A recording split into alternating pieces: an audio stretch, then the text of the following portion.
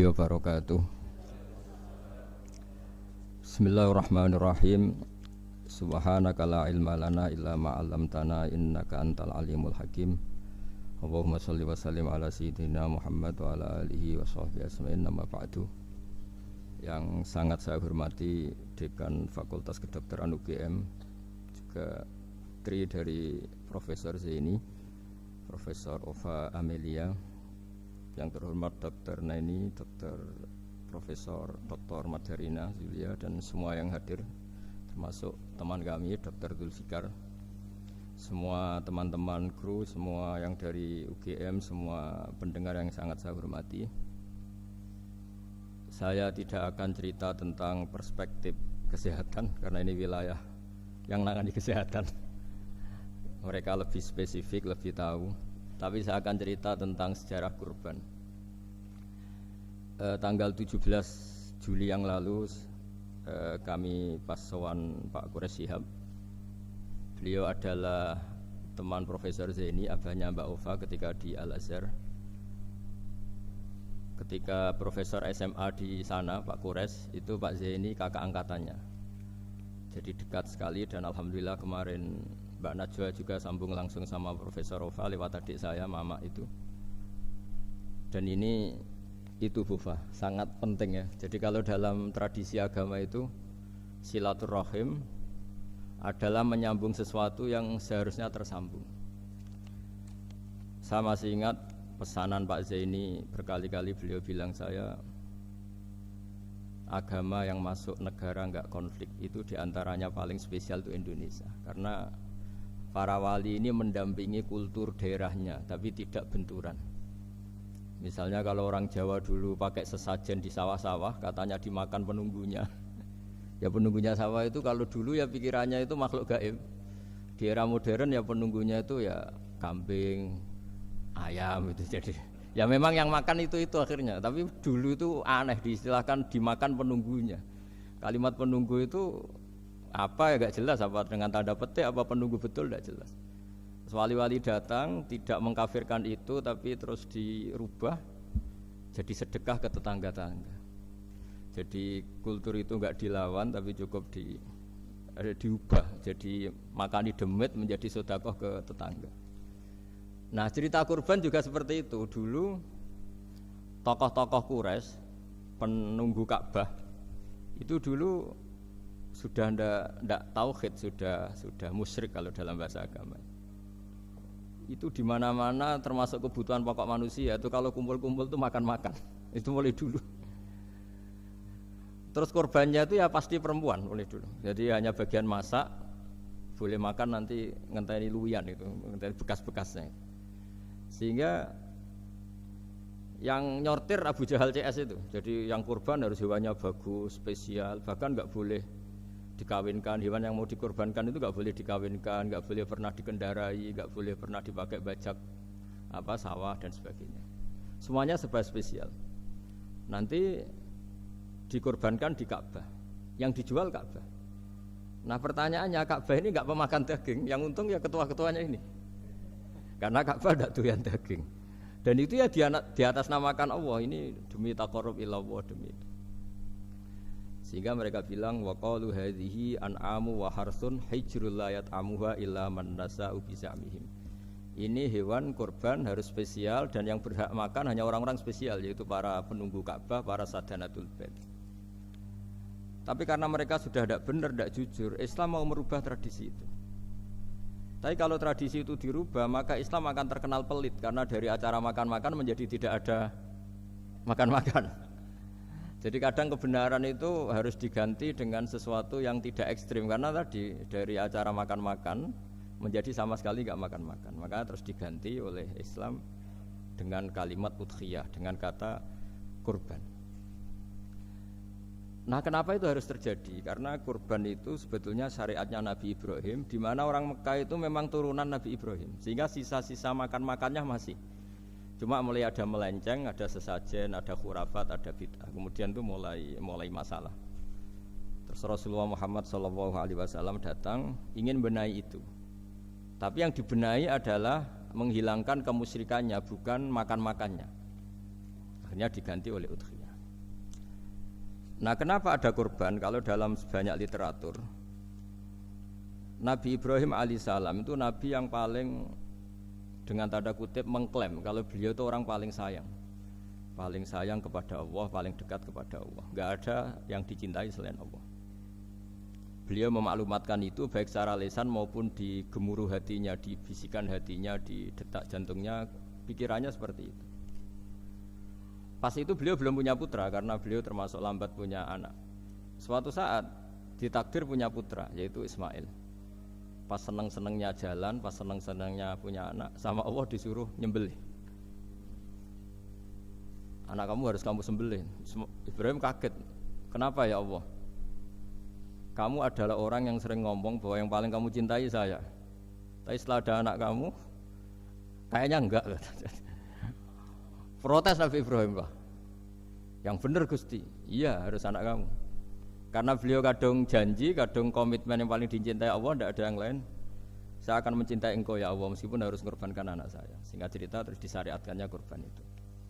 Ketika Nabi Ibrahim berkomitmen melaksanakan perintah itu, Ismail juga mau nurut, terus sama Allah diganti oleh hewan kurban yang bernama kambing. Sehingga versi cerita itu bahwa Allah akan maklumi ketika orang mencintai Allah secara serius, bersamaan dengan itu orang juga mencintai anaknya dengan proporsi masing-masing. Itu di khazanah-khazanah yang saya baca. Versi kedua, tapi ini nanti nggak perlu dipertanyakan. Nanti kalau UGM tanya itu versi yang paling baik, yang paling benar gimana? Yang tanya juga bid'ah, yang jawab juga bid'ah nanti. Karena itu wilayah yang kadung terjadi. Jadi kalau dalam ilmu hadis itu, kalau kadung terjadi, mbok kamu unggulkan yang mana, tetap saja yang terjadi hanya satu, mus kelewat. Beda dengan istihad solusi. Karena mau terjadi ya kita uji coba. Kalau nggak cocok yang A ya cocok alternatif B, alternatif C. Kalau sudah kelewat, mau gimana? Kalau salah ya salah aja kan. Versi kedua begini, semoga versi kedua ini yang benar. Kalau ini benar, keren. Nabi Ibrahim itu memaklumatkan diri. Kalau dalam bahasa Arab itu iddia itu mengklaim bahwa dia adalah orang yang paling sayang terhadap makhluk Allah, semua hamba Allah. Terus beliau diterbangkan ke langit. Ya karena UGM ini lembaga akademik, nanti saya baca teksnya. Kalau bahasa Arabnya itu takbirnya. Diterbangkan ke langit, ke alam malakut. Ya tidak usah ditanyakan, tanya terbang gimana, nanti ribet nanti itu. Setelah diterbangkan di langit, wa kadzalika nuri Ibrahim malakutas samawati wal ardh, diperkenalkan alam langit, terus dipertontonkan. Itu ada sekian hamba Allah yang nyabu, yang ngefly, yang dugem, pokoknya yang maksiat-maksiat itu. Ibrahim ditanya sama Allah, gimana itu mereka menurut kamu? Damirhum, habisi saja ya Allah. Mereka makan rezekimu, hidup di bumimu, tapi mereka tidak mengindahkan engkau. Matikan saja. Sama Allah diturutin. Jalan-jalan lagi sampai 3 kali peristiwa tempat-tempat maksiat itu dihabisin sama Nabi Ibrahim. Beliau minta sama Allah supaya itu dihabisin. Singkat cerita, terus beliau diturunkan sama Allah. Setelah diturunkan, ya Allah tidak jawab, tidak apa. Allah itu punya sunnah, punya tradisi. Dengan nabinya itu tidak jawab. Suatu saat Nabi Ibrahim disuruh bunuh anaknya, disuruh nyembelih. Protes kan? Huwa samratu fuadi. Ini kekasih saya, putra saya. Kenapa engkau nyuruh membunuh? Terus kata Allah, kamu tidak ingat di malam kamu saya mi'rajkan melihat hamba-hambaku, dan itu yang bikin aku, dan saya cinta sama mereka yang bikin saya. Kamu enak saja minta dibunuh. Sengkerian gantian saya yang minta, kamu tidak nurutin gitu. Kamu pas minta saya tidak tak pikir, langsung tak turutin. Kenapa saya yang sekarang minta kamu mikir gitu. Tapi huwa samratu fuadi, itu buah hati saya. Lah memangnya makhluk-makhluk itu makhluk siapa? Saya yang bikin. Kamu enak saja nyuruh bunuh. Nah semenjak itu jadi kearifan kita. Makanya Mbak Ova ini kalau guyonan di dunia kiai, kalau ada majikan bentak pembantunya yang salah meletakkan piring atau gelas, pasti cara berpikir mesti pembantunya tidak cantik. Karena kalau salah tok kok dia cantik, itu mesti mikir. Enggak bisa orang bentak orang cantik gitu. Jadi sama, misalnya saya janjian sama Gus Fikar, janjian Gus datang hari Senin gini-gini, ternyata beliau enggak datang. Kalau saya tidak punya utang, tidak atasan saya pasti marah. Sudah janji kok gini-gini. Saya bisa marah itu sebetulnya sebabnya itu dua. Saya kecewa dan dia tidak punya jasa. Tapi yang diomongkan hanya, wah kamu khulful wa'di apa? Enggak tepat. Coba kalau ini atasan saya jadi dosen karena beliau misalnya. Saya punya utang beliau. Mbok nyulayani janji apa kan? Nggih mboten napa-napa. Sama. Ada majikan mencintai pembantunya karena sangat cantik. Mana ada mencahno piring. Omahe dirubuhno itu ndak apa-apa gitu kan gitu. Sama. Makanya ada guyonan di dunia kiai itu, ada anak perempuan kan enggak lazim ya, perempuan pakai GL Pro kalau dulu, mungkin sekarang pakai Ninja, pakai celana jin. Sopo iku wong luput suwo itu? Siapa itu perempuan kok gitu? Niku ponakane jenengan, Mbah. Astagfirullah, muga-muga pangeran nyepuro. Jadi langsung rubah dari maksudkan menjadi ndak karena keluarga. Nah, jangan-jangan kebencian kita pada maksiat itu oke, kita wajib benci maksiat, tapi tetap ada catatannya. Plus yang maksiat itu tidak orang yang terkait dengan kita. Coba kalau yang maksiat itu orang yang terkait dengan kita, itu anak kita, ponakan kita, mungkin istri kita, paling mintanya ya Allah ampuni. Sama-sama maksiat, yang satu minta dihabisin, yang satu kita minta diampunin. Fair gak kita sebagai manusia? Tidak fair. Tidak fair.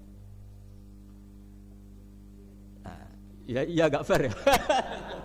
Apa ya fair? Mikir. Makanya kalau ada guyonan, ya itu tadi. Ada supir salah dimarahin, pasti supir ini belum pegang rahasia. Tapi kalau sudah pegang kartu, si majikannya punya apalah gitu, simpanan gitu. Wah ini pegang, berani marah gak tuh? Tidak ada. Ini dokter kelik juga teman saya. Gitu. Itu pengalaman sekali. Jadi itu guyonan kiai. Makanya jadi manusia itu gak pernah adil sebenarnya. Makanya Allah pernah mensifati manusia itu wa kanal insanu dzaluman jahula. Manusia itu sangat zalim dan sangat bodoh. Kalau misalnya jenengan tanya, orang soleh pun itu gimana? Orang soleh asal manusia tidak nabi, itu ya mesti ada zalimnya. Makanya kalau dalam kitab Hikam diterangkan, kitab Hikam itu kitab yang olah manusia.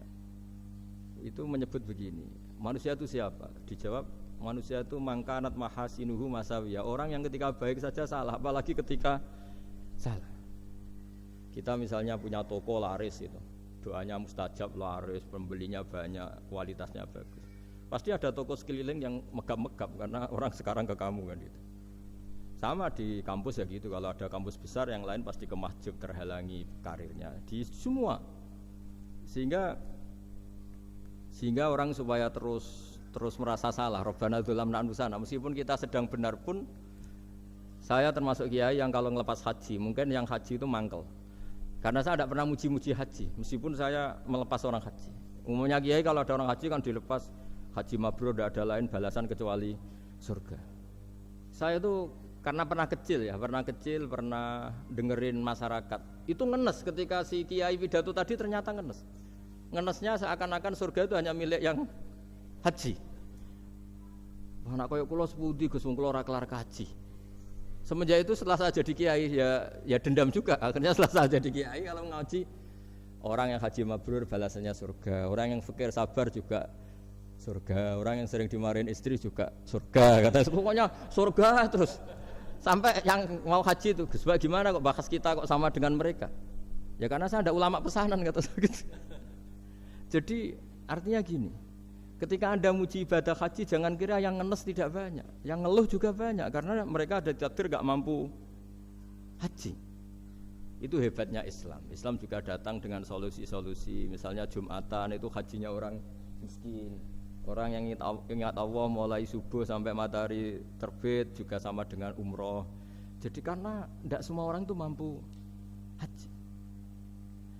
Jadi itu Islam. Jadi nanti tak bacakan, jadi versi kedua itu Nabi Ibrahim diperingatkan Allah bahwa tidak seperti itu cara mengelola hambaku. Nah, Islam ini kata Allah anit tabi' millata Ibrahim hanifa. Referensinya Islam, mentornya Islam itu Nabi Ibrahim. Sehingga kita alhamdulillah punya sejarah wali songo. Saya punya orang tua Kiai Nur Salim itu sayang sekali sama umat, Mbah Mun juga gitu. Saya sama Profesor Zaini itu sudah mulai tahun 2000, terus tiap hari ketemu juga nggak pernah kecewa. Beliau itu pernah disalahpahami, mungkin Bu Ova belum dengar ini. Pernah disalahpahami karena beliau itu tangan kanannya kan agak kuat. Jadi kalau ngambil papa itu pakai tangan kiri. Itu pernah disalahpahami ya, mungkin orang hasud karena tidak mengkonfirmasi langsung mengklaim beliau itu kiai profesor kalau apa-apa pakai tangan kiri. Kira-kira pertanyaan sunnah rasulnya mana kan gitu. Beliau itu ya hanya corong Jawa itu berambang, agak nangis tapi tidak sampai keluar air mata tapi berambang. Terus beliau bilang gini ke saya.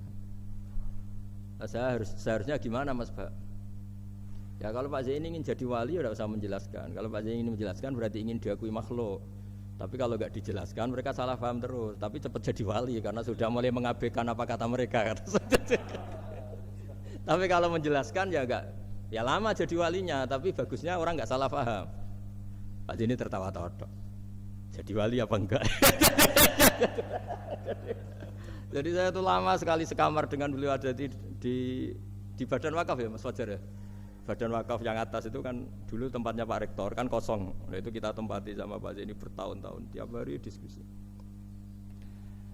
Dan nggak pernah ceritanya beliau itu penting karena seneng guyon. Memang khasnya ulama itu seneng guyon. Kemarin saya ketemu Pak Kures, beliau cerita saya ini punya idola Gus Pak. Kalau manggil saya Gus kadang ya Pak. Dulu beliau doktor filsafat.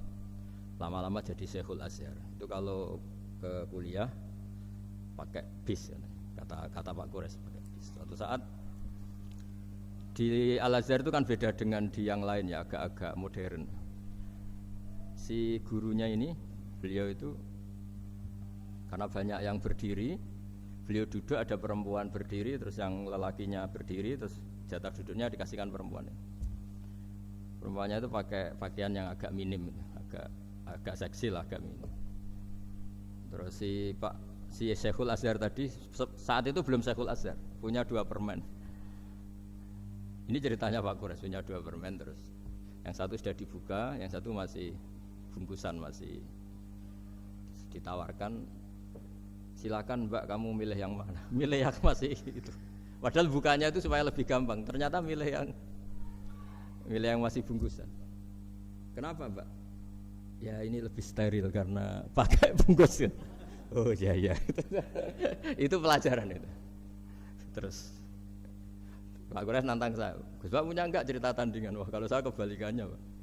Di kereta itu ada Cina, enggak khitan ya. Ketemu sama kiai kampung. Kenapa khitan? Enggak khitan juga sama gini-gini gitu. Terus dikasih pisang. Dimakan dikupas dulu, kok udah langsung aja. Terus kata Pak Kures, nah ternyata sama Pak Zaini sama Pak Kures itu dibalik ke profesorannya, ceritanya itu ya guyon terus.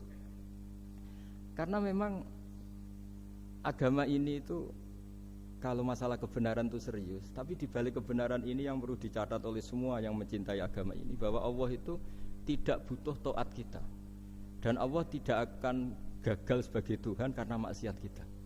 La tanfa'uhu ta'atuhum wa la tadurruhu maksiatuhum. Allah tidak akan ngefek ketika semua orang taat ya gak ngefek, semua orang maksiat juga gak ngefek. Karena Allah ini zat yang punya eksistensi sejati sehingga hubungan kita dengan Allah itu tidak ngefek ke Allah, tapi ke kita sendiri.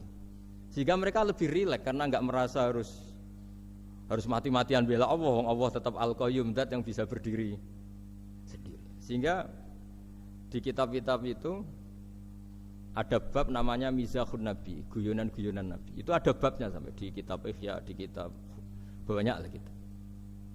Masyhur itu suatu saat ada orang sepuh sowan ke Nabi karena sudah sepuh. Beliau pamit lah kira-kira jam segini pamit ya Rasulullah saya mau pulang karena nanti kemalaman. Karena beliau jalan kaki yang orang sepuh. Kata Nabi, "Dah tenang saja di sini, nanti pulang kamu udah jalan kaki. La ahmilan naki alab ninakoh, nanti kamu tak naikkan anaknya unta." Pikirannya orang sebut tadi namanya anak unta itu ya kecil. Wa ma fa'altu bibni naqo, apa yang bisa saya lakukan dengan anak unta? Sudah tenang saja. Lah beliau ngaji lama, ya dikasih unta tua itu. Silakan kamu bawa unta saya ini. Ini kan unta tua, ada anak unta. Ya meskipun tua ya anaknya unta kata Nabi. Ya tapi cerita saja. Meskipun tua juga anaknya unta. Jadi agama itu rileks. Nabi Ibrahim kembali lagi ya karena syariat Ibrahim. Nabi Ibrahim itu pernah minta supaya nyawanya itu diperpanjang karena umumnya orang itu kan ingin nyawa panjang, ingin umurnya panjang. Beliau yakin penting nyawa panjang, umur panjang. Allah tidak jawab gak apa. Suatu saat ada tamu, orangnya itu sepuh sekali.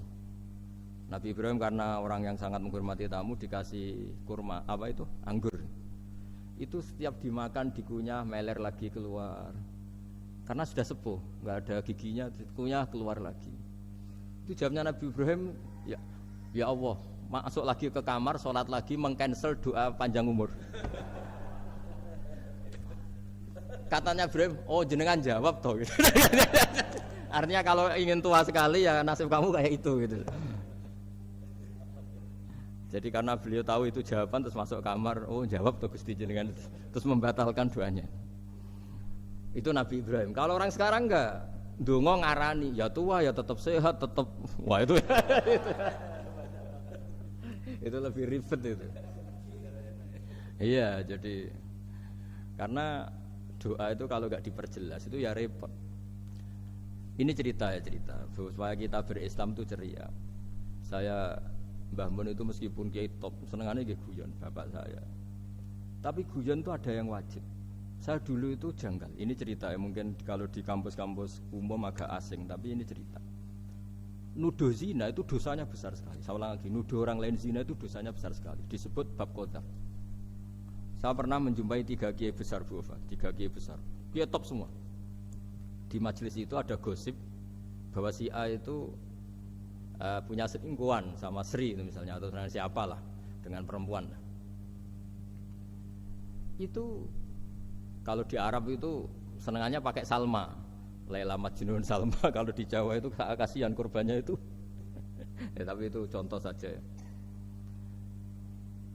Itu si Kiai 3 tadi gak ngefek, malah tanya gini, loh apa perempuannya cantik? Wah cantik sekali Mbah. Cantiknya sampai kayak apa? Malah bicara cantiknya perempuan. Saya itu ya pertama iskal. Ini Kiai kok bakas orang apa? Cantik. Orang ayu ya. Setelah majelis itu bubar, yang penggosip tadi, ya yang gosip ini gak kiai, yang pembisiknya ada kiai, yang gosip ini gak kiai. Cuma kiai 3 ini posisi mendengar. Tapi malah tanya cantiknya tadi. Singkat cerita setelah orang itu pulang bilang gini, Gus. Itu kalau saya bilang iya dengan gosip itu, saya ikut qadzaf, saya ikut menuduh orang lain zina. Itu dosa besar. Selain itu saya kiai, kalau saya bilang iya dianggap membenarkan. Maka untuk mengalihkan gak bicara nuduh, jadi guyon tadi. Jadi guyonnya itu karena kalau kita tadi bilang iya artinya mengiyakan. Dan itu artinya qadzaf, punya dosa besar karena nuduh orang lain zina. Diperparah dia kayak besar kan orang menjadi percaya karena yang ngomong bukan penggosip lagi tapi ya. Maka dialihkan tadi. Duh, ayo nucung. Sampai segitunya kearifan. Sehingga dulu ketika Ma'is itu seorang sahabat yang pernah salah besar. Itu Nabi ketika beliau ada gosip salah gitu ya, Nabi masih jangan-jangan kamu hanya mimpi, Cung. Jangan-jangan kamu hanya megang tapi tidak sampai zina. Sampai terakhir Nabi tanya, "Afi aklika syai'un?" Jangan-jangan otak kamu ini sudah agak error. Saking tidak inginnya Nabi mempercayai hal-hal seperti itu. Nah, problem kita di zaman sekarang justru kadang nyari-nyari supaya tahu buktinya. Yang dulu para orang soleh menghindari bukti itu supaya enggak suudzon, sekarang orang mencari-cari bukti. Padahal itu dilarang, wala tajassasu, orang enggak boleh mencari-cari kesalahan orang lain. Nah itu kearifan yang saya dapatkan dari Bapak, dari Mbah Mun, dari Pak Zaini, dari Pak Gures. Mereka orang-orang yang luar biasa menghindari ngomong penting. Sekarang itu orang banyak yang sering ngomong penting. Sebenarnya itu malah salah. Karena kalau ngomong penting itu vonis terhadap orang lain. Tapi kalau kamu rileks, tidak. Nabi dulu itu rileks sekali. Ketika beliau ngaji gini, terus ada pemuda lewat bawa cangkul mengabaikan pengajian Rasulullah. Banyak sahabat bilang, celaka orang itu ada Nabi ngaji kok tidak ikut. Jawabannya Nabi unik. jangan-jangan dia punya keluarga yang harus kerja, dan kalau harus kerja untuk nafkah keluarganya itu juga ibadah, itu ya sunnah saya. Jadi Nabi rileks saja, tidak tersinggung, tidak. Nah, kenapa kita butuh rileks? Karena kebenaran sekali dipaksakan itu jadinya benturan. Dan itu wali-wali Songo itu dulu sudah berpikir seperti itu. Sehingga Pak Zaini yang sering ngendikan sama saya, kita ini bisanya mengikuti Mas Ba, kalau manggil saya Mas, tidak bisa benturan. Sehingga tadi ada modifikasi dari sesajen menjadi sedekah, dari apa menjadi apa. Jadi tidak langsung benturan. Dan itu khazanahnya, bacaan-bacaannya banyak sekali. Termasuk peristiwa Udhiyah tadi. Jadi dulu kurban itu dipakai ajang orang-orang tokoh Quraisy supaya dapat daging yang bagus, di atas namakan Ka'bah. Jadi agama ini dijual mulai dulu. Sekunane kuno agama ini dijual. Dan agama mulai dulu ya prospek. Ka'bah itu bisa menyedot wisatawan berapa, wisata religi. Sehingga dulu ada Ka'bah tandingan, perhitungannya juga ekonomi. Jadi mulai dulu itu ya sudah seperti itu, mau apa memang Allah bikin dunia seperti ini. Jadi mulai dulu agama itu ya, sampai orang Yahudi gak mau iman sama Nabi ya pikirannya sederhana, kalau saya tokoh banyak yang sowan, banyak yang ngasih-ngasih. Kalau saya ikut Muhammad, saya anak buah, yang ngasih saya siapa? Jadi perhitungannya juga ekonomi. Jadi ketika Abraham mau bikin Ka'bah tandingan, itu perhitungannya juga ekonomi. Jadi ribet kan memang kalau manusia itu sudah ribet. Tapi Islam ini datang bukan untuk itu, tapi memaklumi itu. Itu hebatnya Nabi Ibrahim. Ketika beliau berdoa, ya Allah, keluarga kami saya tempatkan di Mekah. Rabbana liyuqimus sholata faj'al af'idatam minan nasi tahwi ilaihim warzuqhum minas samarat. Cuma menurut Islam dibalik, ya Allah, kita ini ingin anak-anak kami ini bersujud kepada Engkau, ingin anak-anak kami ini melakukan sholat. Tapi mereka ini manusia yang untuk ketahanan hidupnya butuh makan, butuh rizki, butuh ekonomi. Maka tolong ekonominya dijaga ya Allah. Jadi dibalik, demi sholat menjaga ekonomi. Jangan dengan demi ekonomi meninggalkan sholat. Jadi dibalik, jadi demi sholat menjaga ekonomi. Juga termasuk menjaga politik. Andaikan tidak ada orang Islam yang cakap politik, terutama yang soleh-soleh, kemudian negara bikin aturan ala mereka, sholat dianggap larangan, pengajian dianggap larangan, juga repot. Makanya mulai dulu kiai-kiai itu ya politik, karena nggak ingin negara ini diatur oleh orang yang anti sholat, anti agama. Karena kalau negara terserah yang sedang jabat, kemudian yang jabat tidak soleh, bisa nganggap maksiat-maksiat tidak ilegal, yang pengajian justru ilegal. Nah, di sini kenapa banyak orang-orang soleh dulu ya rata-rata ya berpolitik mulai sebelum kemerdekaan sampai setelah kemerdekaan. Jadi itu ada filosofinya. Nah, bahwa ada oknum-oknum yang tidak seperti itu ya monggo, itu oknum. Tapi sebetulnya awal-awalnya kenapa banyak orang soleh yang politik, karena nggak ingin negara ini dipimpin oleh orang-orang yang anti agama, anti kebaikan. Sehingga berkahnya apa? Berkahnya negara ini berkonstitusi secara Islami. Meskipun tidak negara Islam, tapi tadi hak asasi manusia terjaga, hak belajar, hak beragama, hak ibadah. Coba bayangkan kalau kita jadi korut, Korea Utara kan pusing.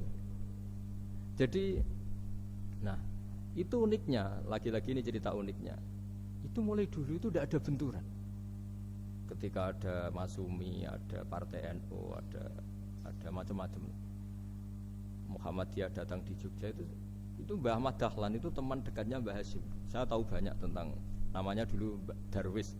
Itu dulu ngajinya sama pernah buyut-buyut Qiyami di sini. Dulu ngaji Mbah Soleh Darat, Mbah Ahmad Dahlan sama siapa itu Mbah Hasyim.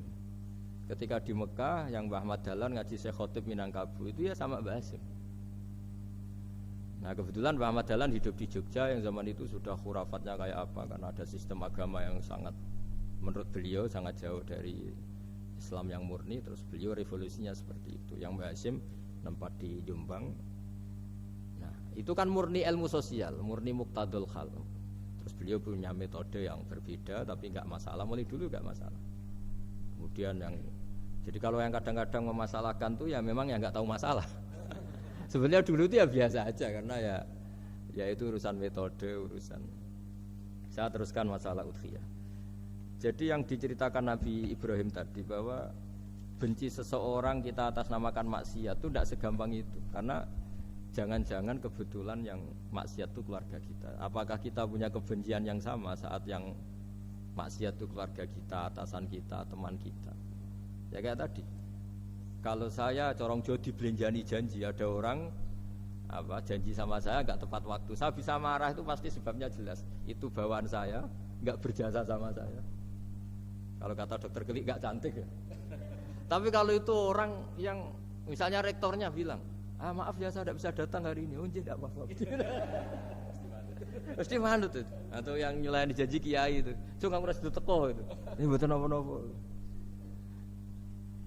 Gayane aja kita marah karena fulful wa'di apa ingkar janji. Sama.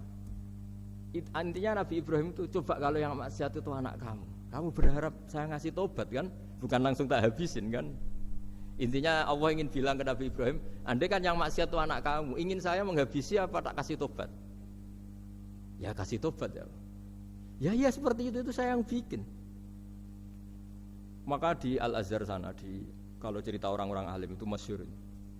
Ada tempat maksiat mau dihabisin sama orang-orang yang sangat keras. Ketemu Syekh Mutawalli Sya'rawi, ditanya, andai kan mereka mati saat maksiat, itu mereka ke surga apa ke neraka? Ya ke neraka. Terus ditanya sama Syekh Mutawalli, kalau mereka ke neraka, akan adzalika muradan Nabi? Apa seperti itu yang digandaki Nabi, umatnya mati terus masuk neraka karena belum tobat? Tidak, Nabi inginnya mereka tobat dulu. Ya sudah, jangan dihabisin. Kamu berproses ikut mentobatkan mereka. Kebetulan ini mau mendengar. Jadi kita lunak, kita baik itu ya semuanya ingin la'allahum yarji'un, semoga mereka kembali, mereka tobat. Bukan lunak dengan arti mengakui maksiat itu satu kebaikan, itu yang bahaya. Kalau lunak sampai mengakui itu maksiat itu kebaikan, itu bahaya sekali. Tapi kita lunak karena kita ingin berproses untuk bertobat. Karena tadi, kalau kita punya nurani itu mesti, andai kan yang maksiat itu anak kita, atau teman dekat kita, atau orang yang berjasa sama kita, apa kita bisa tegas? Kira-kira gimana? Bisa kamu tegas sama anak kandung? Berat. Ditantang minggat saja pusing. Ya makanya terus ini saya baca teks aslinya ya supaya mungkin sebagian yang punya kitabnya atau memang punya tradisi akademik supaya mendengar ini. Saya baca ini versi yang kedua ini di kitab Hikam. Kitab Hikam itu termasuk kitab pegangan para kiai, halaman 4 juz 2. Diredaksikan gini, waqad adzaballahu ta'ala, ini masih tentang kurban. Waqad adzaballahu ta'ala khalilahu Ibrahim fi ba'di mawatinihi al-azimah. Jadi Allah kalau dalam bahasa Arab memberi teguran itu namanya takdib. Makanya kalau orang nakal itu, kalau orang Jawa bilang kurang ajar. Sebenarnya ajar itu kan tahun ajaran baru. Ajar itu kan barang baik. Ya kan disebut tahun ajaran baru. Pengajaran, ajar itu kan barang baik. Jadi kalau kurang ajar berarti kurang baik. Itu bahasa Arabnya orang yang kurang ajar perlu diajari. Itu kalau orang Arab bilang ditakdib. Diwarai toto kromo, diadabkan. Jadi belum punya adab diadabkan. Itu udah, tapi tentu Nabi Ibrahim nggak sampai kurang ajar. Ini kan cerita bahasa ya. Jadi kalau sebenarnya ajar itu udah buruk-buruk kurang ajar, berarti orang ini kurang pelajaran, kurang. Tapi di Jawa itu agak salah kaprah. Kalau kurang ajar itu ekstrim. Misalnya duduk di meja itu disebut kurang ajar. Sebenarnya ada se-ekstrim itu. Saya teruskan ya. Terus wa 'allamahu kaifa yatakhallaqu bihadzal khuluqil karim inda tilaihi alal asrar. Terus disebutkan anak Ibrahim annahu arhamul khalqi qal farafa'ahu wa ta'ala hatta asyrafa ala ahlil ardi. Nabi Ibrahim diterbangkan ke langit sehingga melihat di bumi yang maksiat-maksiat itu. Faqala ya rabbi damirhum, habisi saja. Terus faqala wa ana arhamu bi ibadi minka ya Ibrahim ihbit fala'allahum yatubun wa yarji'un. Jadi setelah permintaannya semua dikabulkan, dihabisin sama Allah, terakhir cobalah kamu sekali-kali dakwah ke mereka. Kamu belum pernah dakwah kok tahu-tahu minta mereka dihabisin. Coba kamu dakwah jangan-jangan mereka mau kembali. Nah terus sebagian cerita itu terus diteruskan ketika suatu saat Ibrahim akhirnya diminta menyembelih putranya. Inni ara fil manami anni atfahuka fangdur madza tara. Falamma tashammara lidzalik wa akhadha sikin biyadihi qala Allahumma hadza waladi wa thamratu fuadi wa ahabbun nasi ilayya. Ya Allah, ini buah hatiku, ini orang paling saya cintai. Kenapa engkau menyuruh ini supaya saya bunuh? Terus beliau dijawab sama Allah, Ama ta'lamu anni rahimun bi ibadi kama anta syafiqun bi waladik. Fa idza sa'altani ihlaka 'abdi as'aluka dzabha waladik wahidan bi wahidin. Jadi kalau dulu kamu minta supaya hamba saya tak habisin karena maksiat, sekarang saya juga minta kamu menghabisi anak kamu. Tapi ini kan anak saya, sama itu hamba saya yang bikin juga saya. Nah semenjak itu Ibrahim dianggap sebagai bapak kasih sayang. Karena semenjak itu terus beliau orang yang paling sayang. Sampai ada 3 nabi yang menjadi metodenya Rasulullah SAW sebagai mentornya. Kalau Nabi Nuh melihat kemaksiatan langsung bilang, Rabbi la tadzar alal ardi minal kafirina dajjaro, habisi semua ya Allah. Tapi kalau Nabi Ibrahim apa? Faman tabi'ani fa innahu minni wa man asani fa innaka ghafurur rahim. Orang yang ikut saya ya karuan kelompok saya, dan yang sebelum ikut semoga engkau mengampuni. Tentu lewat proses dakwah, lewat proses. Nah, Wali Songo, kembali ke Wali Songo dan para guru-guru kita, itu seperti itu semua. Jadilah Islam yang di Indonesia, Islam rahmatan lil alamin itu konstruksinya ya dari ilmu-ilmu seperti ini. Bacaannya seperti ini. Karena ternyata kita tegas tadi ujung-ujungnya karena itu tidak cantik, tidak atasan kita, tidak berjasa sama kita. Kamu kalau ada supir telat, supir kok telat datang kantor gitu, pasti supir itu belum pegang rahasia. Setelah pegang rahasia tak jamin aman itu meskipun telat. Karena lebih ngeri pasti. Artinya manusia itu kayak apa ngeklaimnya tegas, disiplin, objektif. Kira-kira iya apa enggak? Enggak lah kayaknya ya. Ya pasti tadi. Nah itu yang makanya bapak saya kalau guyon sama saya itu, kan umumnya orang itu kalau di dunia kiai muji istiqomah. Istiqomah itu konsisten jadi imam masjid, konsisten jadi guru, jadi apa. Kalau bapak itu sering guyon ke saya, iku istiqomah apa mau digenti wong liya katanya. Artinya di balik istiqomah itu juga ada catatan lain. Jangan-jangan ambisi gak mau diganti orang lain. Jadi artinya manusia itu dalam benar saja ada unsur salahnya, apalagi pas salah gitu maksudnya. Nah ya pas benar saja ada unsur salahnya, apalagi pas salah. Nah, itulah dengan sudut pandang seperti ini adalah orang terus gak gampang menghakimi orang lain. Karena manusia yang baik adalah cukup dia merasa aibnya banyak, salahnya banyak, kemudian itu menyibukkan dia dari mencari-cari aibnya orang lain. Makanya kalau dalam cerita Ibrahim alaihissalam, karena kurban itu identik dengan syariatnya Nabi Ibrahim. Ini saya punya catatan yang kemarin tak baca juga di Jakarta. Itu suatu saat Nabi Ibrahim itu didatangin orang Majusi dulu. Orang Majusi itu ya tidak beragama. Singkat cerita Nabi Ibrahim itu terkenal kaya dan suka menghormati tamu. Dulu tamu itu sangat penting dihormati karena dulu nggak ada warung, terus padang pasir. Kalau sekarang itu ya wajib dihormati tapi tidak wajib-wajib banget. Karena biasanya sudah marung di mana-mana. Sudah marung di mobilnya bawa apa? Bekal. Kalau dulu di padang pasir kalau tamu nggak dihormati bisa mati betul. Kadang sudah hari perjalanan itu nggak makan nggak apa karena di padang pasir warung nggak ada, nggak bisa ngopi-ngopi ya dulu. Sehingga kalau menghormati tamu dulu itu pahalanya luar biasa ngasih makan itu. Kalau sekarang ya pahalanya biasa aja karena ya tamunya makannya ya biasa aja karena sudah kenyang duluan itu. Singkat cerita orang ini datang ke Ibrahim minta dikasih makan. Nabi Ibrahim mengatakan kamu syaratnya harus Islam dulu, kalau enggak kasih makan. Karena Ibrahim itu seorang nabi dan beliau komitmennya seperti itu, si tamu tadi putus asa. Akhirnya wala itu ya sudah meninggalkan Ibrahim. Setelah beberapa jangkah Allah bilang ke Nabi Ibrahim, orang itu umurnya berapa tadi bilang ke kamu? 50 tahun. Pernah enggak orang itu kelaparan? Kata Allah, enggak, baru ini kelaparan. Terus kata Allah, mundu khamsina sanatan nut'imuhu ala kufri Falau nawal tahu lukmatan min ghairi antu talibahu bitahiri dinik lakana ahsan. Orang itu umurnya 50 tahun. Itu ya tak kasih makan padahal dia majusi. Kamu baru diminta sehari saja minta syaratnya Islam. Terus itu ada di kitab apa Ar-Risalah Al-Qusairiyah di halaman 262. Jadi cuma dulu itu motifnya semuanya agama, bukan atas nama demokrasi atau kebebasan beragama. Karena dulu itu orang dulu itu kan saking sayangnya Allah, apa-apa konstitusinya ya perintah Allah. Dan ternyata perintah Allah seperti itu. Akhirnya dipanggil. Kemana ya majusi ke sini tak kasih makan. Terus majusinya kan kaget. Ada apa? Kenapa kamu rubah? Ditegur Tuhan. Iya, ditegur Tuhan. Jadi dan alhamdulillah saking simpatiknya orang Majusi tadi akhirnya masuk Islam.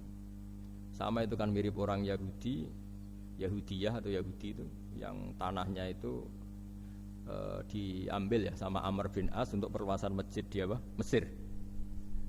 Ya ketika lapor ke Sayyidina Umar, ngiranya itu kan dibenarkan perluasan masjid, ternyata Umar belain yang Yahudi. Iya, yang punya tanah harus dikembalikan tuh haknya. Jadi Islam itu menghormati hak kepemilikan meskipun itu milik non muslim. Jadi kata Allah, mut khamsina sanatan nut'imuhu ala kufri. Falau nawal tahu lukmatan min ghairi antu talibahu bitahiri dini. Mbok dikasih makan aja, enggak usah nyuruh ganti agama. Wong saya saja yang Tuhan ngasih makan dia sudah 50 tahun tanpa syarat. Tanpa syarat. Ya jadi ini cerita ya Bu Ufa. Jadi kita mungkin kenangan saya dengan Bapak, Bu Ufa dengan Profesor saya ini kebetulan teman dekat sekali sama saya dan hampir tiap hari saya ketemu minimal 3 jam bertahun-tahun. Sampai kalau kehabisan cerita akhirnya cerita keluarganya karena kesuwan belajar karena akhirnya cerita keluarga. Maksud saya tadi ini saya cerita ini barang baik ketika beliau pernah ditahan karena aktivis dulu. Itu pas mau lahirnya Bu Ova, terus beliau berdoa mati-matian delalah dibebaskan. Beliau sempat nunggui kelahirannya Bu Ova ini terus dinamai Aufa Amalia. Itu kalau dalam bahasa Arab itu Aufa itu Allah memenuhi apa yang saya angen-angen. Jadi itu ceritanya itu gitu. Jadi nama itu spontan aja ketika iya, jadi beliau itu aktivis dulu. Bukan di penjara karena korupsi atau kriminal, bukan karena aktivis. Karena kalau model sekarang Bu Ova kalau nggak dijelaskan detail ditahan karena aktivis, nanti dikira ditahan karena yang lain. Ribet kan? Jadi ditahan karena beliau itu dulu aktivis, bukan karena. Ya saya kira demikian. Monggo kalau ada sesi tanya jawab, kalau tapi yang ringan-ringan saja nanti jadi serius. Berapa pertanyaan? Apa waktunya pakai waktu? 10 menit ya? Ini pas. Iya, terima kasih Pak Gus Baha yang sudah menyampaikan cukup baik ya untuk pencerahan kita semua terkait dengan bagaimana kehidupan bermasyarakat dan bagaimana kita mensikapi salah benar, begitu juga terhadap orang-orang yang mungkin selama ini tidak kita duga, ternyata banyak hal-hal yang kita dapatkan pada sore hari ini. Saya yakin dari pemirsa atau dari Bapak Ibu yang hadir secara langsung maupun virtual ada hal-hal yang akan ditanyakan. Kita masih punya waktu cukup kurang lebih 1/4 jam. Oh, kelamaan ini. Kelamaan, iya. Tadi 10 menit perjanjiannya. Iya. Tadi 10 menit. Iya. Pas ini. Kami persilakan dari yang hadir terlebih dahulu. Sudah sangat jelas berarti ini. Gak pinter semua. Ya, ini ada pertanyaan. Yang pertama katanya, Assalamualaikum warahmatullahi wabarakatuh. Pak Gus Baha, dalam ingin bertanya dan ingin tahu bagaimana supaya kita bisa selalu berpikir nubuwah di setiap peristiwa yang menimpa kita di kehidupan sehari. Semoga. Gimana? Ulang lagi. dalam ingin bertanya dan ingin tahu bagaimana supaya kita bisa selalu berpikir nubuwah di setiap peristiwa yang menimpa kita di kehidupan sehari-hari. Begini ya, jadi andaikan kita baca banyak, setidaknya sering mau mendengar. Sebenarnya hidup itu sangat baik, bukan sekedar baik, sangat baik. Misalnya kita sedang dapat nikmat, ya Islam menganjurkan syukur. Syukur itu ya dapat pahala. Kalau sedang banyak masalah seperti sekarang mungkin ada pandemi apa, Islam mengajarkan sabar. Sabar itu juga pahala. Nanti kalau kita masih hidup yang rumat anak bojo ya ibadah. Nanti kalau mati karena penyakit mat'un atau ta'un juga syahid. Jadi Islam melihat hidup itu rileks. Karena ya memang rileks. Ketika ada orang miskin susah makan enak, itu kata ulama idamuhu alju. Kalau kamu ingin makan enak, kata si miskin ya ingin. Gampang makan enak itu. Kamu sangat lapar, nanti semuanya juga enak. Jadi, itu nubuah. Jadi Nabi itu resepnya gampang. Coba kalau sampean puasa melihat tempo itu sudah tertarik sekali. Tapi kalau kamu sudah habis makan melihat sate kurang enak, ini kurang enak, karena saking memang sudah semuanya nafsu kan. Tapi sudah puasa, semuanya enak. Jadi kalau ingin nubuah, misalnya kita miskin itu ada fadilahnya orang miskin, keutamaan orang miskin. Itu malaikat ngauditnya bingung karena mau diaudit apanya nggak punya apa-apa kan. Jadi artinya barokahnya miskin, kita hisabnya juga ringan, mau diaudit apanya nggak punya apa. Iya kan? Nah, yang orang kaya, barokahnya kaya bisa amal, bisa ikut bantu masjid, bantu madrasah, bantu kebaikan. Nah, itu berpikir nubuah. Terus kedua, terbiasakan yang agak unik, ini mungkin wilayah medis. Yang agak unik dalam Islam itu mimpi itu Bu Fayo, mimpi. Itu sama kenyataan itu tinggi mimpi derajatnya. Andai kan orang masih zaman orisinil, mimpi sama hidup nyata itu hebat mimpi. Karena begini, misalnya saya melihat ibu-ibu sama bapak-bapak melihat langsung seperti ini. Saya mesti berpikir nafsu. Kalau yang saya punya kepentingan ini tak anggap orang prospek, kalau yang enggak punya kepentingan enggak prospek. Pertanyaannya adalah orang yang saya anggap prospek bisa membantu saya ternyata jenisnya kikir. Yang tak anggap tidak prospek ternyata jenisnya dermawan. Kita kan sebenarnya enggak tahu. Lalu pertanyaannya, pandangan kita terhadap orang lain itu berdasar fakta apa berdasar harapan? Berdasar harapan. Tapi kita ngeklaim seakan-akan itu fakta. Nah, beda dengan mimpi. Asal tidurnya benar loh ya, tidak makan banyak terus ngorok tidur itu. Tidurnya benar, misalnya kita posisi normal, wudu, setelah wudu baca ayat kursi terus tidur kayak posisi orang meninggal ya, mujur utara ya. Ya, pokoknya kayak orang meninggal itu. Ya, utara dan selatan terus menghadap kiblat. Itu kalau mimpi. Itu ada alamat-alamat yang lebih orisinal daripada kehidupan nyata. Ini contoh agama. Nah, artinya gini, makanya Nabi pernah ngendikan mimpi itu bagian dari 46 dari bagian kenabian. Itu jumlahnya 46%. Tapi ya tidur yang seperti tadi. Artinya gini, sarana kita bisa mendeteksi alam gaib, kalau boleh dibahasakan alam gaib, itu sebetulnya orang Islam itu masih punya sarana satu, yaitu mimpi. Karena dengan mimpi ini semua organ kita, semua sistem kita itu kayak off. Setidaknya sistem keinginan kita. Yang ada adalah pemberian gitu, cara berpikir agama lah ya. Saya tidak tahu kalau cara berpikir media. Jadi kalau orang tidur, itu sistem keinginannya dia kan habis, hilang. Yang ada keinginan Allah. Jadi dia posisi diberi. Tapi kalau kita terjaga gini, melihat orang lain, wah ini prospek, ini enggak. Padahal faktanya orang ini yang kita sebut prospek ternyata antipati sama kita atau enggak keinginan nolong kita. Yang kita bilang enggak prospek justru orang yang di hatinya ingin menolong kita. Kan enggak pernah tahu gitu. Makanya banyak orang salah pilih kan di situ. Karena bagaimana orang lain kamu vonis atau kamu hakimi, kamu statuskan sesuai keinginan kamu. Kalau mimpi kan enggak bisa. Nah sehingga kalau dalam penelitian Bu, kenapa Nabi itu, mimpinya Nabi itu wahyu. Ya kan kalau dalam agama kan mimpinya Nabi itu wahyu. Karena tidurnya normal gitu. Normal artinya kelas A tadi lah.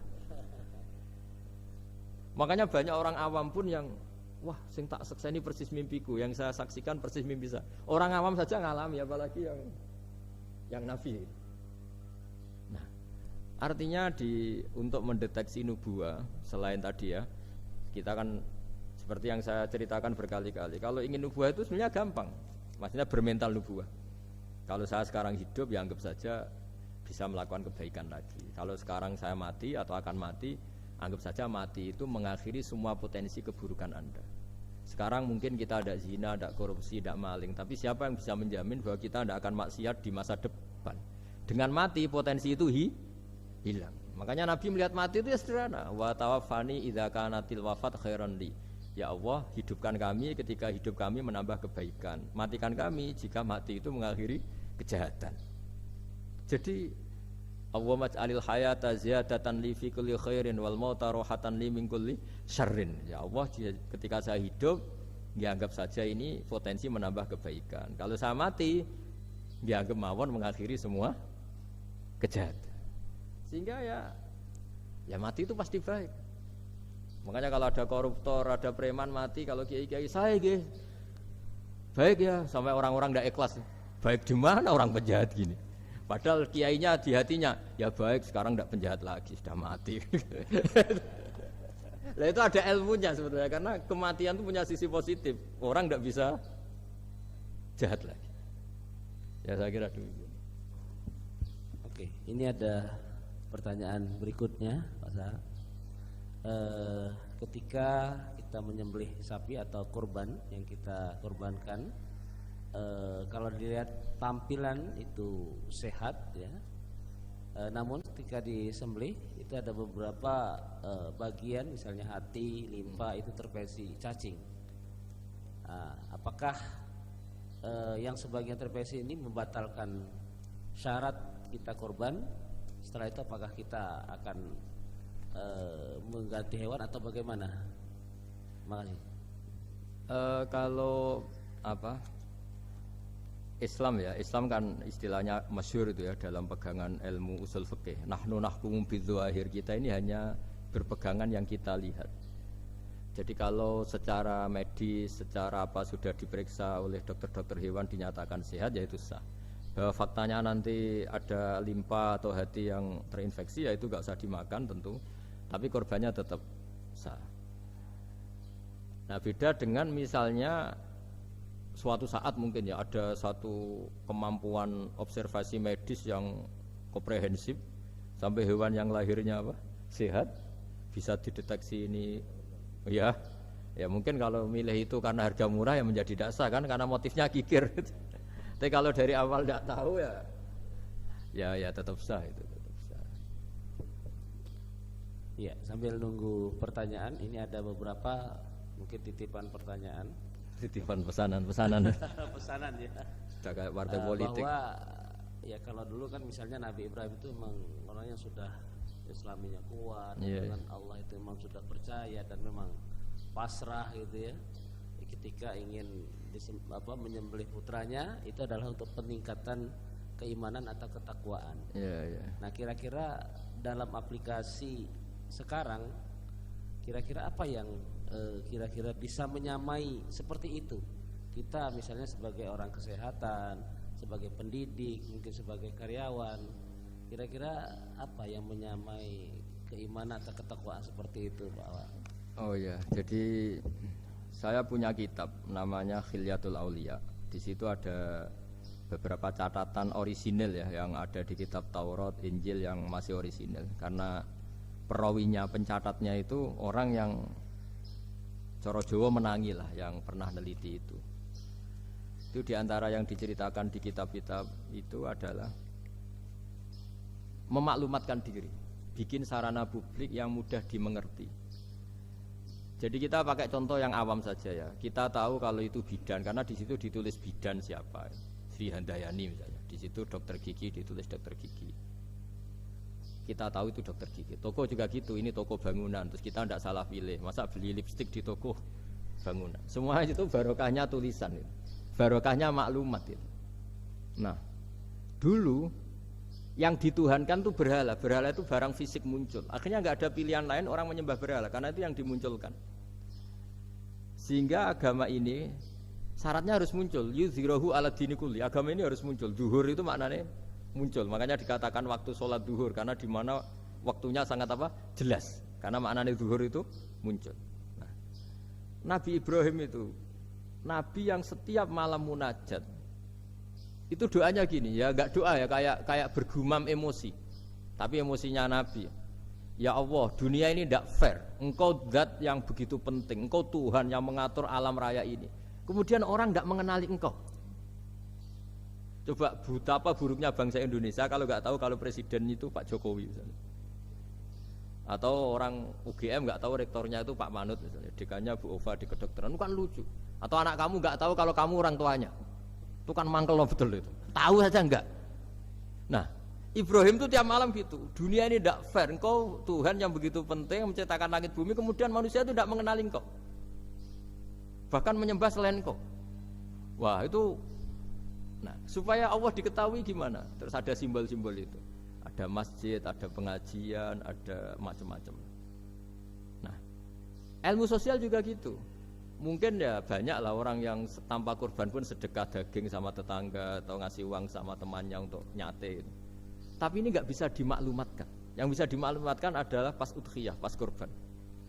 Jadi intinya gini, kebenaran itu menjadi baik itu kalau dimaklumatkan terus orang lain mudah mengakses. Dan itu termasuk syariat besarnya Nabi Ibrahim. Makanya disebut sya'airullah, sesuatu yang terkenal sekali. Jadi syiar itu pengajian supaya apa? Syiar itu harus terkenal. Nah, barokahnya terkenal itu menjadi tahu. Misalnya ini masjid diketahui. Masa kan nyuwun sewu misalnya ini klub saja ada namanya, masjid nggak ada misalnya menaranya. Orang mau ke maksiat gampang mencari, mau ke masjid enggak. Makanya Mbah Mun guru saya itu termasuk unik, berfatwa masjid itu wajib ada menaranya. Dulu saya iskal wajibnya di mana. Tapi setelah saya pikir-pikir memang menara itu penting karena tadi mau tempat maksiat aja gampang, masa ke masjid susah. Terus tulisan kamar mandi juga penting karena dengan itu tamu gak mikir kan. Nah kalau gak ada tulisannya yang cowok ke wanita, yang wanita ke cowok kan jadi ribet. Nah, di antara syariat Nabi Ibrahim yang mendekatkan ke Allah apa? Memaklumatkan. Ya, memaklumatkan bahwa Allah adalah Tuhan dengan berbagai cara. Mulai pelatihan, mulai macam-macam. Ya sama lah orang Indonesia kok gak tahu kalau ideologinya Pancasila itu kan mangkel betul itu. Saking nggak disosialisasi misalnya atau nggak dimaklumatkan. Jadi awalu hadzal-din itu at-tahaddi atau wal i'lam. Pertama Nabi jadi nabi dari Gua Hira, itu ya langsung naik ke Gunung Sofa, memaklumatkan diri kalau beliau nabi yang mengajarkan tauhid. Jadi makanya saya ini ya umumnya orang kiai lah, saya Pak Zeni semuanya. Itu sebenarnya inginnya juga orangnya. Karena apa? Karena tidak tahu kan. Makanya pertama kali ibadah sama Allah itu apa? Ma'rifatullah. Coba pertama ibadah itu apa? Ma'rifatullah kan, mengenali bahwa Allah itu Tuhan. Jadi itu yang paling penting. Kalau tidak tahu, ya misalnya di pondok saya ini terus dianggap Pak badhe metu sinten. Aku kiai deh gitu kan kenyak uang gitu. Jadi makanya Nabi Ibrahim itu mangkelnya kayak apa? Wong dunia ini milik Allah, kemudian orang-orang ini nggak tahu Allah itu siapa. Taunya makhluk kayak berhala, kayak apa yang malah dianggap Tuhan. Nah ya itu jadi kalau ingin dekat Allah dalam konteks modern ya maklumatkanlah kebenaran ini. Sampai kebenaran ini mudah diakses, mudah dipelajari, mudah dipahami karena tadi dimaklumatkan. Ya saya kira demikian. Ini sudah. Oke, terima kasih. Masih ada? Oh ya, ini ada lagi. Terakhir ya? Masih 1, 2, 3, 4. Wah, kalau gitu. Banyak ini ternyata. Ya, yang berikutnya dari Umi Zakiyah Malang. Assalamualaikum Pak Gus Baha. Berkaitan dengan langkah-langkah ibadah haji, tentang apa yang dilakukan oleh Nabi Ibrahim, yaitu wukuf. Ya? Apakah betul saat yang di layarnya kok beda? Yang Umi Zakiyah.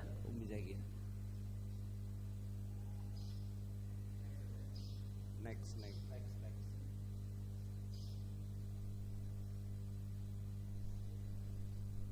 Firman terus. Nah, iya. Harus dibatasin kan? Oh iya. Iya nanti kita batasi. Kok nanti ya? Sekarang. Ini soalnya sangat menarik ini. Iya. Ini ada Dewi Ismi. Apakah benar? Ya ini, apakah benar kisah penyembelihan Ismail itu dipalsukan? Wah, itu jawabnya gampang, nggak benar. Apa hubungan kurban dengan Idul Adha yang secara harfiah artinya perayaan atau merayakan waktu duha? Ya. Nah, monggo. Kalau cerita penyembelihan Ismail itu jelas benar ya, karena ada di Al-Quran. Jadi yang jadi perdebatan mufassir itu apakah benar-benar Ibrahim itu sampai menyembelih, maksudnya sampai meletakkan pisau di leher, apa setelah berkomitmen mau menyembelih sudah dibatalkan Allah karena Allah menghormati apa? Komitmennya. Jadi nah, tapi hampir semua ulama berpendapat memang ya sempat benar-benar sampai fisik Ibrahim meletakkan apa? Pisau di lehernya, kemudian lam yu'assir syai'an, misalnya tidak membekas sama sekali, terus diganti itu. Jadi cerita itu populer sekali.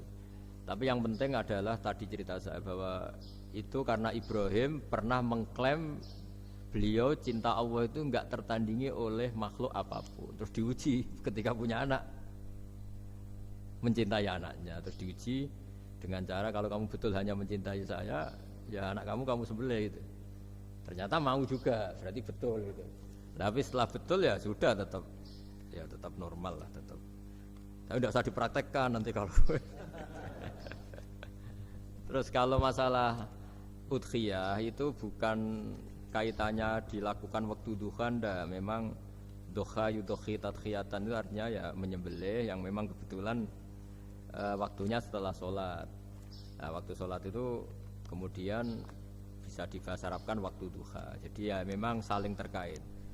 Kalau bahasa Arab itu memang semuanya begitu. Jadi kalau orang yang perilakunya baik itu disebut Muhammad, orang yang terpuji. Sehingga Nabi Muhammad punya nama lain namanya Ahmadu, saya memuji Allah. Kan Hamidah Ahmadu, kalau ingsun Ahmadu saya memuji. Jadi kalau bahasa Arab memang itu bofa. Kalau bahasa Arab itu memang unik. Bahasa Arab itu semuanya itu merujuk kosakata. Makanya kalau Pak Quraisyah nulis tafsir itu mesti melibatkan kosakata. Kayak Rasul itu asli maknanya Rasul itu ya utusan.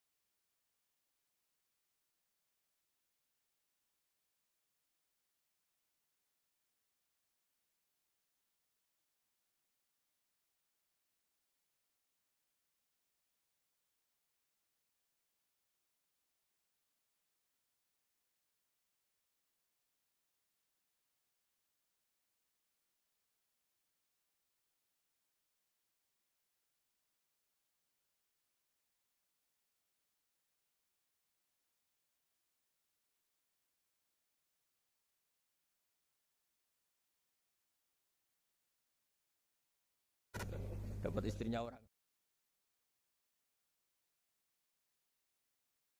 Kalau bareng yang korban kan harus sama suaminya orang kan. Ya saya bilang gitu. Ya Allah itu tidak kayak yang kamu pikirkan gitu. Kalau dia ikhlas ya nanti kan tetap ke surga itu ya gampang saja lah, tidak harus seperti itu. Jadi dia bayangkan. Yang jelas memang kaedahnya gitu ya. Kalau satu sapi cukup untuk 7 orang. 7 orang itu bisa keluarga, bisa orang yang kita amali ya. Karena memang Islam mulai dulu itu membolehkan orang amal untuk orang lain. Jadi dulu ada orang, ya Rasulullah, orang tua saya ini sudah sepuh, beliau sangat ingin haji, tapi kalau haji nggak bisa karena sudah tidak bisa berkendara unta. Terus kata Nabi, ya sudah kamu saja yang haji sebagai ganti bapak kamu. Sehingga idza mata ibnu adam in qata amaluhu itu termasuk anak yang soleh, sodako dan apa. Memang mulai dulu Islam itu ada beberapa hal yang amal itu bisa diamali pada orang lain. Awaladin solihin yatullah, terus adalah beberapa.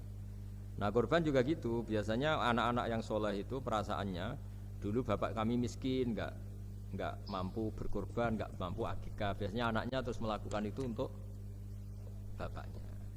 Nah memang jadi perdebatan ulama, apakah kemudian mayit ini dapat pahalanya enggak? Jawabannya gini, kalau mayit itu orang soleh dapat. Kalau enggak soleh, itu kemungkinan dapat kecil. Misalnya gini, ada mayit yang zaman hidup itu antipati ngamal. Kok enak, duitku sing ilang wong liya nyate gitu. Dia mentalnya mental kikir yang beranggapan kok kenaan tetangga kami, uang kami yang habis, orang lain yang nyate. Terus dia mentalnya gitu dibawa mati. Kemudian anaknya soleh berkorban untuk bapaknya. Lah yang seperti ini ada potensi gak sampai karena dia tidak pernah punya niat. Itu beda dengan orang yang zaman hidup memang ingin korban, cuma secara ekonomi nggak mampu. Makanya pentingnya innamal a'malu binniyat itu di situ. Amal itu terserah niat. Dalam banyak syarah, ya syarah itu penjelasan yang rinci, itu dijelaskan kenapa orang mukmin masuk surga selama-lamanya padahal dia jadi mukmin hanya 80 tahun. Misalnya kita hidup di dunia kan rata-rata 80 tahun. Karena dia berkomitmen andikan hidup 1000 tahun juga tetap mukmin, andikan hidup 2000 tahun ya tetap mukmin, tetap sholat. Setiap orang soleh perasaannya gitu. Andikan kita hidup 2000 tahun juga tetap seperti ini kan, ya tetap sholat, tetap. Nah, sehingga karena niat itu dia diganjar surga selamanya. Karena dia bayangkan andikan di dunia selamanya juga akan iman selamanya.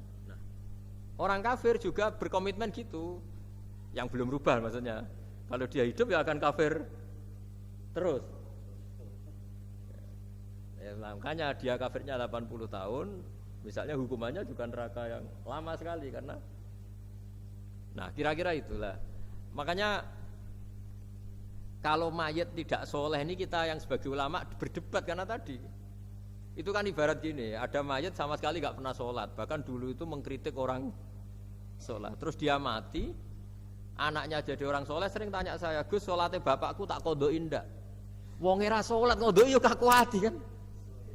Beda dengan misalnya kita punya bapak soleh, misalnya terus pas beliau koma ya kayak misalnya ini koma 2 hari kan keluarganya kalau ngodoi kan paling 2 hari pas koma.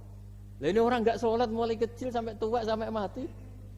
Anaknya soleh tersiksa, anak saya tak kodoi. Lah bapakmu sholat boten. Wah ya kesel gue. Sudah kesel, orang ini nggak pernah berkeinginan sholat. Kan beda dengan nyun sewu ibu saya atau bapaknya Mbak Ova. Memang ibu saya ya tidak sholat tuh karena sudah koma atau sudah apa, sudah banyak alat-alat medis yang terpasang. Ini cara ngodoi jumlahnya ya jelas. Dan sumbut karena memang beliau andikan sehat komitmennya juga sholat. Nah ini yang orang kadang salah kaprah, bisa enggak amal sampai mayit? Sebetulnya di dunia ulama perdebatannya bukan masalah sampai tidaknya, mayitnya ini siapa? Gitu. Kalau mayit ini soleh jelas, dawuh Nabi man sana sunatan hasanatan falahu ajruha wa ajru man amila biha ila yaumil qiyamah. Orang baik kemudian mengajarkan kebaikan pasti dia dapat investasi kebaikan itu. Dan siapapun yang meniru dia dapat sahamnya. Itu enggak ada perbedaan antara NU, Muhammadiyah, Wahabi, semuanya sama. Yang debat itu yang enggak paham. Tak jamin itu yang debat itu yang enggak paham. Wong hadisnya jelas sahih apa? Siapa yang mensyariatkan kebaikan, kemudian kebaikan itu ditiru oleh orang setelahnya, maka dia akan dapat kebaikan itu dan kebaikannya orang yang meniru itu. Itu kan hadis sahih, enggak ada perdebatan sama sekali. Ya terus yang terakhir ini, terakhir betul itu. Ya sudah. Iya.